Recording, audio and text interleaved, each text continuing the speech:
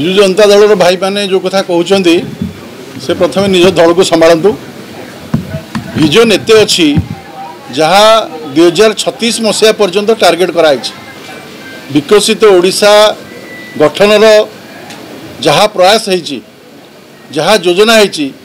माननीय मुख्यमंत्री ताहा आज माननीय राज्यपाल अभिभाषण प्रकाशित होती उभय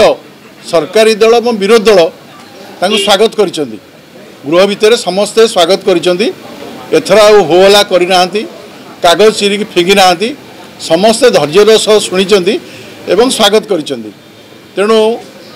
राजनीतिक उद्देश्य कारण से कहीपर किंतु मु कहबी जे माननीय राज्यपाल अभिभाषण आज उच्चकोटीर थिला विकसित ओडिशा गठनर जो लक्ष्य अच्छी ताकू प्रकाश करुला एवं सबु क्षेत्र को छुईला महिला क्षेत्र को छुईला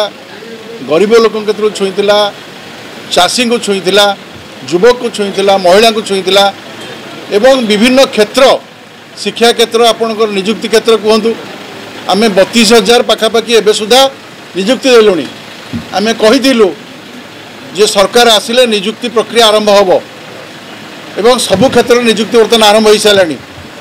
एवं आसंता वर्ष भितर आम लक्षे निजुक्ति देवाई निष्पत्ति करूँ आम माननीय मुख्यमंत्री मोहन चरण माझी जो दृढ़तार सहित कम कर घोषणा कम कर तेणु एने कौन भयभीत न हो सहयोग कर।